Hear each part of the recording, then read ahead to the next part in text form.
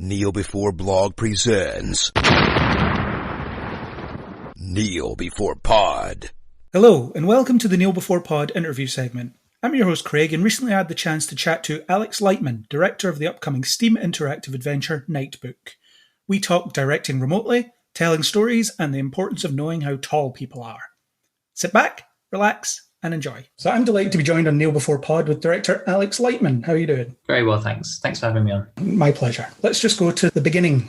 How did you get into the career of directing? What made you decide to pursue it? I did a fine art degree of all things many years ago, which was great fun, but a bit self-indulgent, frankly. And I think what I realised as part of doing that was that I was really interested in telling stories and sort of how stories form such a huge part of what makes us human beings. It's kind of how we communicate our ideas, our dreams, our fears, our societies, our cultures, our values, all the rest of it. So sort of from there, I started forging a career in filmmaking and was a runner for a bit and did all sorts of bits and bobs across film and TV, and then started making my own stuff. And slowly, here we are today. Your IMDb page says that you've done quite a few shorts. Was that a good way to learn the craft of directing, to get into the basics and figure out how it all works? Yeah, I think so. It's a great learning ground to try things out, fail, succeed, learn on the go. I also did a lot of crew work when I was younger, in all sorts of different people on a film set, anything from runner to second AD to third AD to camera assistant to production assistant to all sorts. And just being around film sets and seeing how other people do it and learning from them, learning what you would and wouldn't do, it was invaluable, really, just learning by observing and then trying it myself, I guess. I didn't go to film school, which is not a good or bad thing, really. It's a really good route for some people, but it just didn't happen to be the path I took. With shorts, is it just that you can apply what you learned to kind of larger scale stuff when you do features or whatever else? Is it the same sort of rules, but just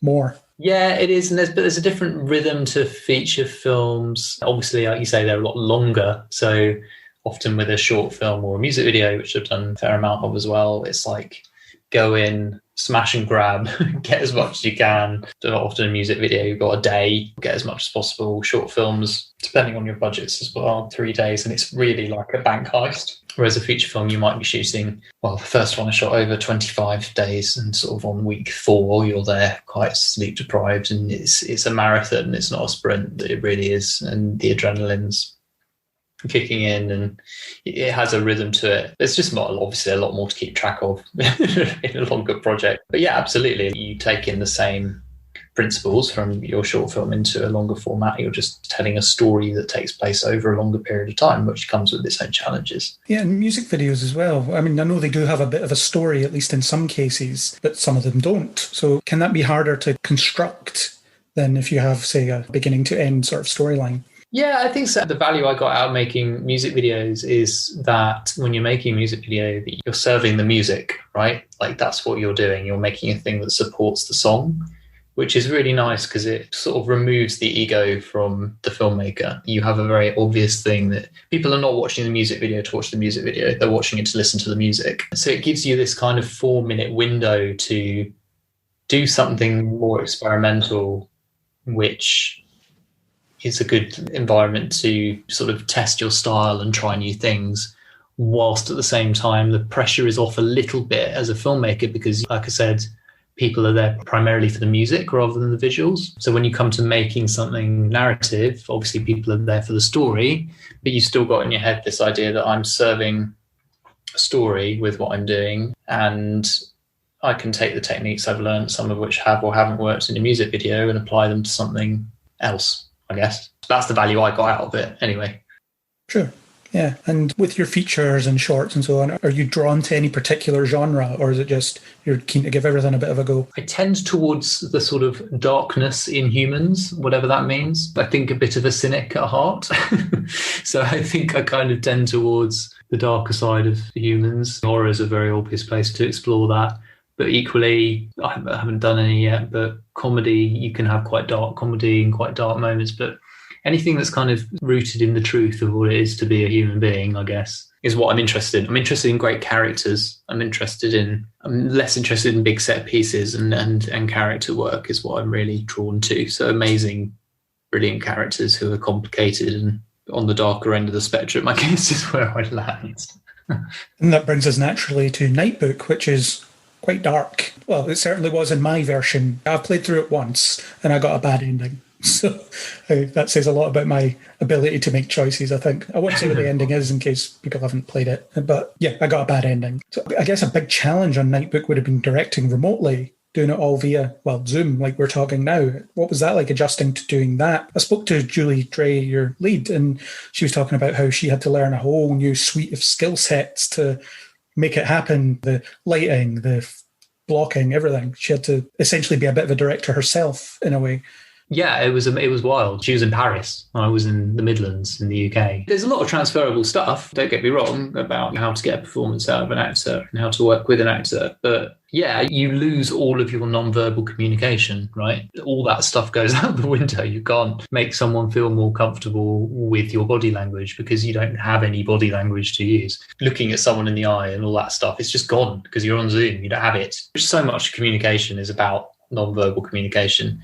I think as we come out of lockdown here, that's the thing that I certainly found myself struggling with a bit, because you're like, there's all these other things I have to deal with now. I can't just kind of look over into the corner of my room and pretend I'm not looking someone at the eye anymore, which is a struggle. So that was difficult, but also just being really precise with what you're asking people to do, I think, was the other big trick. Because you can't point at something, right? You can't just go, can you just go pick up that thing over there? You have to say, can you go pick up that book that's on the third shelf of the thing behind you that's next to the door? You just have to be very specific and very patient. And Julie, she did such an amazing job of such a hard shoot for her. You know, she's alone in her own home. She's the entire crew, and she's got to pull out this performance where she's being chased around by evil spirits and her family's falling to pieces and all the rest of it. I mean, she was heroic, totally heroic. And she had to do, however many pages a day on top of that. It was a challenge, but again, I think you just settle into the flow of it because you have to.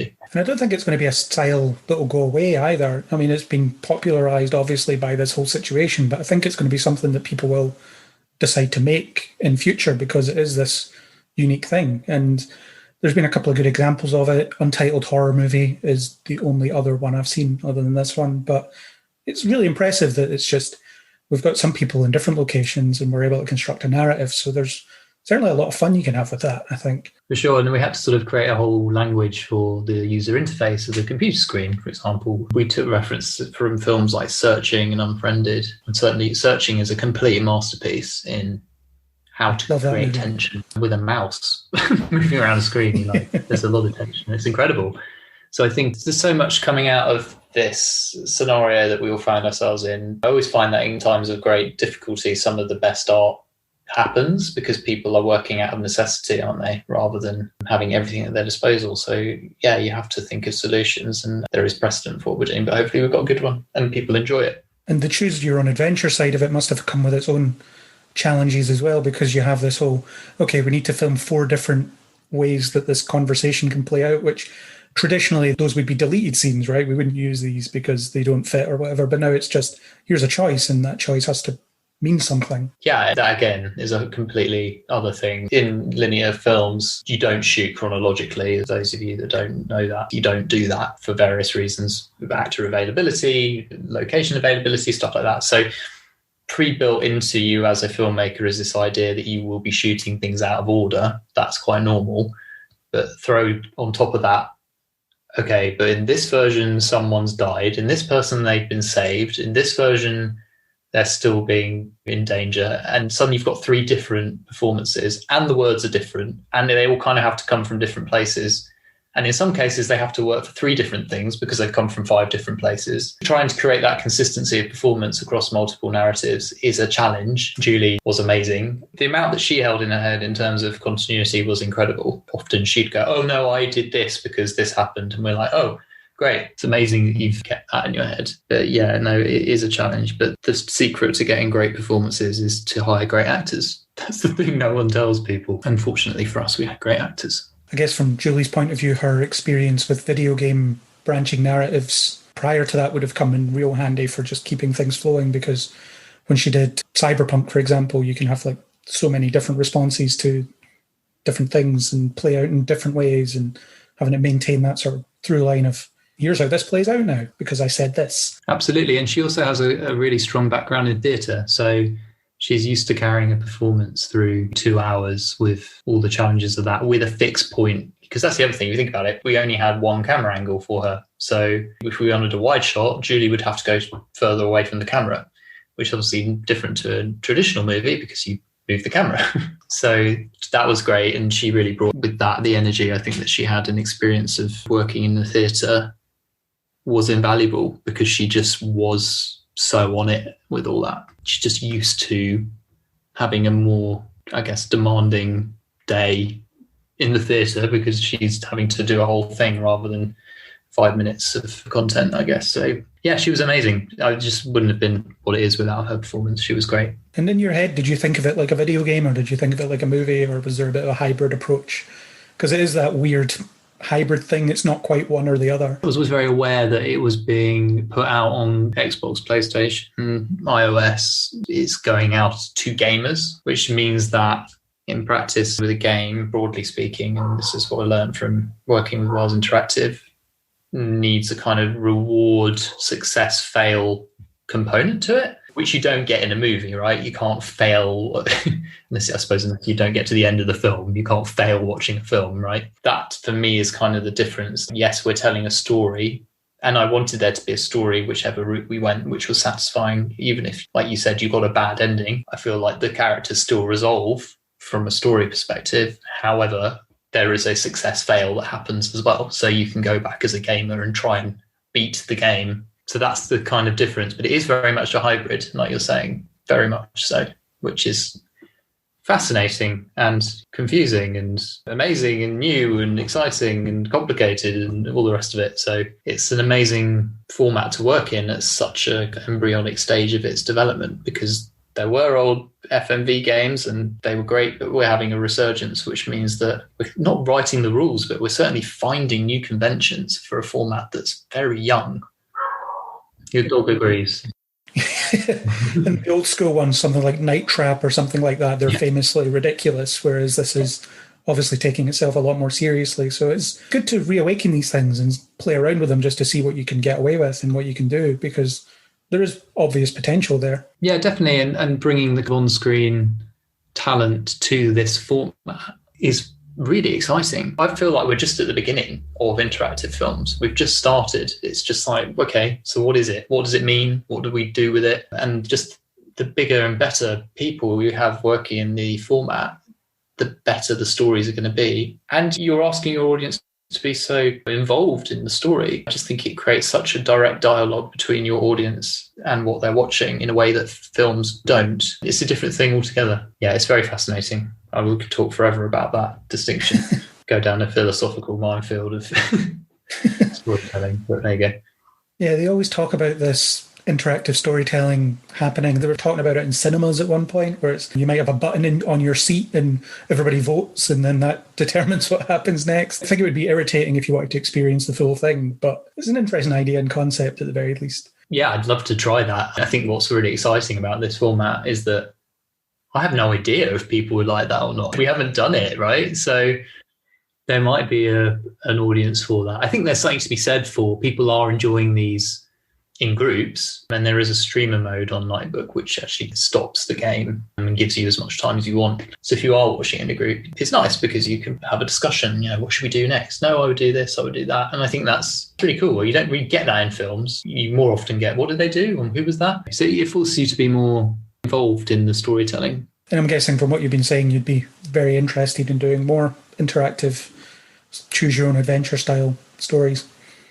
As I said, I think it's at a very embryonic stage as a format, and I just feel like there's so much to learn. It's very rare that as a creative person you'd find yourself at the beginning of a format's kind of reinvention. If you went off and when they made The Complex, for example, it's not like there were any other sci-fi interactive movies at the time. So everything you do is kind of a first. That's amazing. You go out and make a fantasy movie, you're competing against all the other fantasy movies that came before. You don't have that in this space, so it's just a term that Wales Interactive use quite a lot. It's quite unpoliced. We're still learning about it, and it's really exciting to be part of. So I think, yeah, absolutely love to be part of it. And the amount that you learn about story and how to tell stories and what that means to then eventually bring that back into a linear space, I think is invaluable. And maybe next time you can actually be on a location with the people that you're working with rather than Imagine that. all through screens. Yeah, know exactly how tall people are and yeah, see the back of their heads and things like that. Be such a novelty. Choose your own adventure, but you're actually there. You're Imagine. making it. It is weird. I mean, I still haven't met Julie in person, and that's nuts. You form quite close bonds with people when you work with them on film projects. I don't know if I'm taller than her or shorter than her, or I have no idea. Yeah, it's pretty wild. No going for drinks after the day of filming and things like that. Not going for drinks. We tried to do kind of like a rap party on Zoom, which was quite fun. He's sort of like, well, we've sat here all day. Let's sit here for a bit longer with a drink in our hands now. Not quite the same. Had a few of those at the start of this whole lockdown situation. It's let's do a quiz every weekend or whatever. And then eventually you just get sick of quizzes and you just want to not be doing them anymore. Yeah, absolutely. So what's your next project, if you can talk about it? What's up next for you? I do have another interactive project in development, which I can't say too much about at this stage. It's in a slightly different genre, but it feels like a natural progression. So hopefully that shoots at some point soon. Is it planned to be remote again? No. No, we'll be on set this time. I will know how tall everyone is. Seem weirdly obsessed with that, don't I? Need to know. Just need to know. Just need to know that. But yeah, it will be on set. We're sort of at a late stage of development on the script, which is really exciting. So fingers crossed that happens and we get to be on set and make some more fun content and exciting games for people to play. Cool. I'll look forward to seeing more of that. And I'll be playing through Nightbook more times just to see what other endings I can get. There's 15 of them, I think. It says. Yeah, I lost track. There's a lot. Yeah. So I'll see if I can get a few more, make a few different choices. Yeah, not get the bad ending, have a happier ending. Last question is one I always ask in the interview on a lighter mood, nerdy podcast. So I always ask people, what superpower would you have if you could have anyone and why? What superpower? I think being able to tell whether people are telling the truth or not would be useful, particularly in the world we live in at the moment. Seems my cynicism coming through now. Yeah. I just don't think the truth holds as much currency as it once did, and it would be really nice to know if people were telling the truth. So the truth is important. That or like being immune from pandemics. That'd be a nice one. That'd be a good one as well. Yeah. But if it's only you that's immune, it's the same problem. You still can't really see anybody. That's true. Yeah, I'd be isolating. Well, I'd be out in the street skipping around and no one would be there. Yeah, that's true. Maybe being able to make everyone else immune, maybe that would be good. Pass on immunity, yeah. Why not? Yeah, those are cool powers. Bit of altruism there. I always find that says a lot about people when they tell me what power they want, because I always feel it's just a bit of an insight into the way their brain works. So I love hearing about it. Thank you very much for your time. It's been great speaking to you about Nightbook. Good luck with it when it releases. Can't wait to play through a bit more of it once I have a bit more time. Thank you. Made sure I got through it once, just so that I wasn't pretending that I knew what I was talking about. Yeah, of course. It was really good fun. I enjoyed the story. I thought Julie was amazing. Colin Salmon is always amazing to see in things as well. I think he's brilliant. Yeah, he's great fun.